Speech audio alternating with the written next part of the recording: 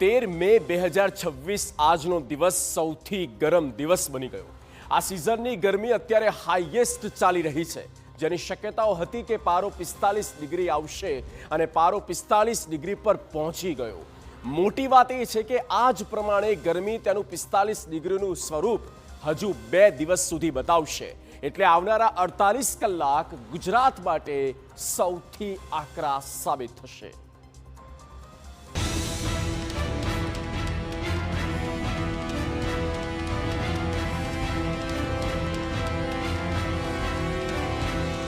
ગરમીનો આકરો મિજાજ અત્યારે વર્તાઈ રહ્યો છે, કારણ કે તાપમાનનો આંકડો બધું જ કહી જાય છે।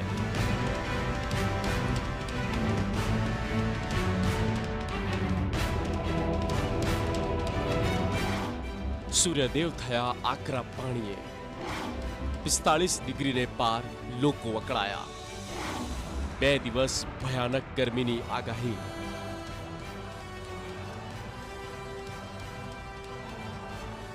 રાજ્યમાં જબરદસ્ત ભર ઉનાળો તેનો અત્યંત પ્રકોપ બતાવી રહ્યો છે। આગ વરસતી હોય તેવો અહેસાસ લોકોને થઈ રહ્યો છે।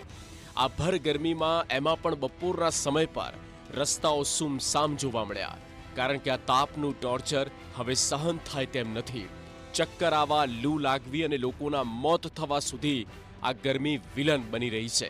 ત્યારે ચિંતાજનક બાબત એ છે કે રાજ્યમાં હજુ આગામી 2 દિવસ સુધી हीट वेव की असर यथावत रहશે। आइसोलेटेड प्लेसेस में जो तापमान है, अधिकतम तापमान है 41 टू 45 डिग्री सेंटीग्रेड आसपास रहने का संभावना रहेगा अगले 2 दिन। और हीट वेव का वार्निंग दिया गया है डे 1 डे 2 में 13 और 14 मई को। इसमें गुजरात रीजन में येलो वार्निंग दिया गया है। इसमें अहमदाबाद, गांधीनगर, बनासकांठा, पाटन और बड़ौदा के लिए दिया गया है। कच्छ અને સુરેન્દ્રનગર જિલ્લામાં ગરમીને લઈને ઓરેન્જ એલર્ટ જાહેર કરવામાં આવ્યું છે, જ્યારે દ્વારકા, રાજકોટ, અમરેલી, બોટાદ, અમદાવાદ, વડોદરા, ગાંધીનગર, પાટણ અને બનાસકાંઠા જિલ્લામાં યલો એલર્ટ અપાયું છે। યલો એલર્ટને કારણે અનેક વિસ્તારોમાં તાપમાન 41 થી 45 ડિગ્રી વચ્ચે રહેવાની શક્યતાઓ છે। તો આ હવામાન વિભાગનું અનુમાન છે। બીજી તરફ હવામાન નિષ્ણાંતે એવી વાત કરી છે કે જે સાંભળીને તમને થોડી રાહત ચોક્કસ થશે।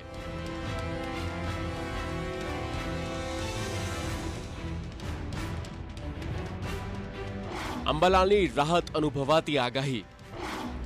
16 મે બાદ ગરમીમાં આવશે ઘટાડો।